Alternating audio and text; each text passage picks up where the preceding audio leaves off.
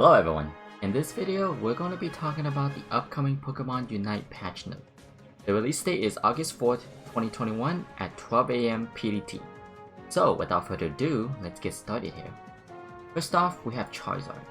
The Charizard has been pretty weak in the meta compared to the other all-rounders. This patch will offer him some much needed buffs to help him keep up. His Flamethrower is getting a cooldown decrease, an effect on opposing Pokemon strengthen. I'm assuming this will be the damage increase. His Fire Punch is getting an effect on Pokemon strengthen, so another damage increase, and his Fire Blast is getting a cooldown decrease and damage increase.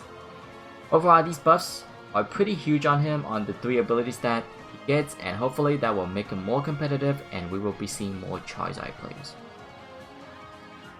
Second, we have Talonflame.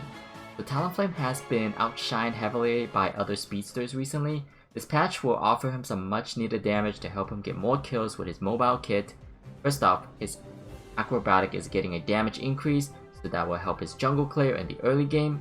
Then his Aerial Ace is also getting a damage increase to help his kill pressure, and even more damage to his Fly, so his mobility spell is getting more damage as well. Talonflame will definitely see more plays with these buffs because he already has great mobility, and now the damage buff will help him stay competitive with the other speedsters. Next, we have Venusaur. For an attacker, Venusaur has been definitely lacking in terms of damage consistency, so this patch is giving him multiple buffs to his damage and utility. First, we have a Sludge Bomb getting a damage increase and effect on opposing Pokemon strengthen, probably the debuff increase there. Then his Petal Dance is giving him more move speed to allow him to kite better. Next, we have the Solar Beam getting a cooldown decrease, so he can spam it more for more damage. Finally, his Unite move is also getting a damage increase, just to help out his damage in teamfights. Overall, these buffs are pretty great and really offers Venusaur a chance to shine as long as you can hit all your abilities. Moving on, we have some small buffs to Absol. Absol deals a lot of burst damage early to mid game, but falls off heavily in the late game because he has trouble assassinating anyone if the enemy is grouped. Absol is rewarded heavily if he can snag some early kills and scores to snowball the game. This patch is offering him some damage to his Night Slash and Sucker Punch. These two abilities are less favorable compared to Pursuit and Psycho Cut, so the damage increase will incentivize players to mix up his kit for different situations. Overall, these buffs won't change him too much, and Absol's playstyle doesn't really solve his issue in the late game. So. Alright, Wigglytuff. So Wigglytuff is a support that mostly buffs and debuffs and doesn't really offer much healing, so the player usually picks Eldergast over Wigglytuff. Wigglytuff is by no means a bad Pokemon, it's just as a support, her kit is less desirable compared to others. Patch gives her a stat increase to her defense, special defense, and HP, making her more tanky. Furthermore, her Double Slap is getting a damage increase and debuff strengthened. Next, her Dazzling Gleam is getting a bug fix, and because it wasn't doing damage to wild Pokemon apparently. Finally, she gets an even more debuff strengthened to her ability Sing, making it a lot more potent in teamfights.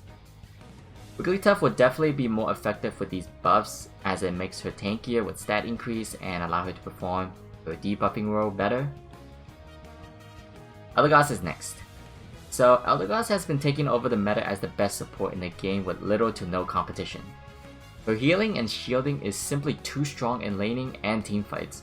This patch is tuning down her utility and healing by a bit while offering her some debuff enhancement to compensate. First off, we have Cotton Guard receiving a cooldown increase and healing decrease, so players have to think twice before spamming this ability off cooldown. Then to offer another path for aggressive Eldergast players, Cotton Sport is getting a cooldown decrease and debuff strengthen.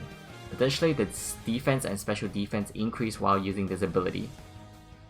Her Unite move is also receiving a healing decrease to tone down her insane teamfight capability.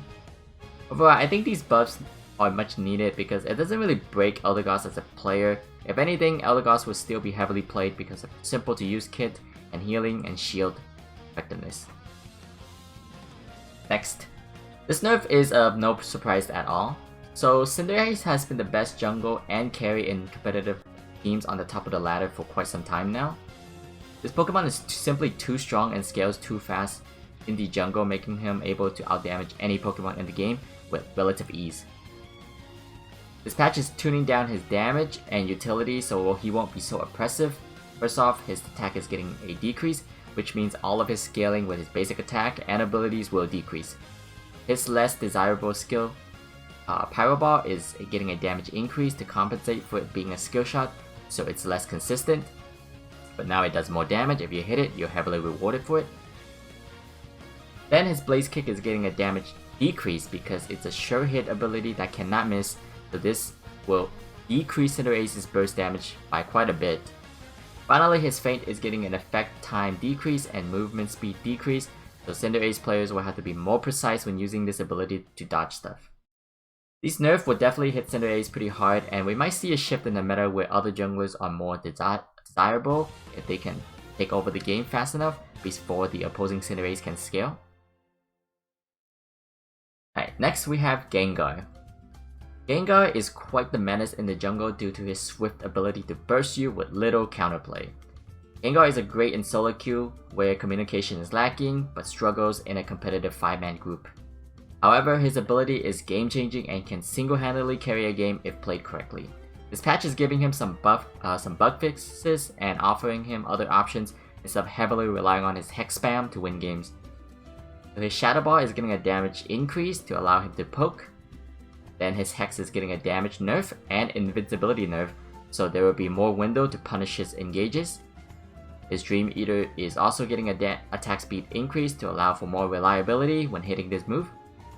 Overall, I think this is a healthy change for Gengar because players get extremely frustrated when there's little counterplay to a core mechanic of a Pokemon like Gengar. Gengar won't be as impressive as before, but he's still relatively strong and definitely will continue to see play. Moving on, we have Zera. So Zera has been a consistent jungle for most players because of his simple to use kit and strong damage capability.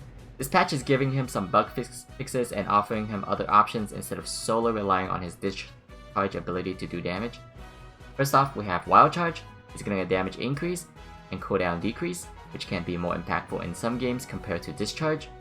Then his Unite move is getting a damage nerf. I don't really understand this nerf, but I can assume that it's because this nerf has a huge AoE and is a sure hit, so damage increase or damage decrease is to compensate for those aspects.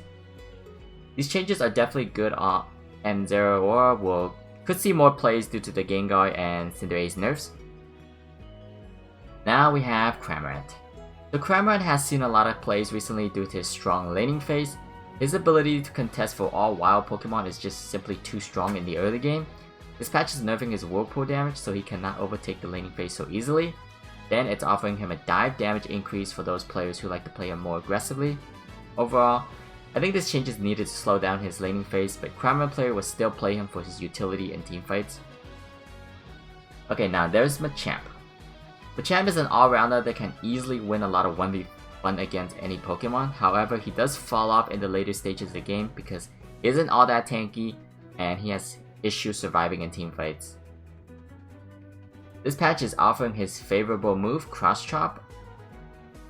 It's nerfed and buffing his alternative option, Close Combat, with the damage increase. So we might see Machamp players going for Close Combat as the new favorite option due to this change. These are some really minor changes and I don't think it really impacts Machamp much as a Pokemon.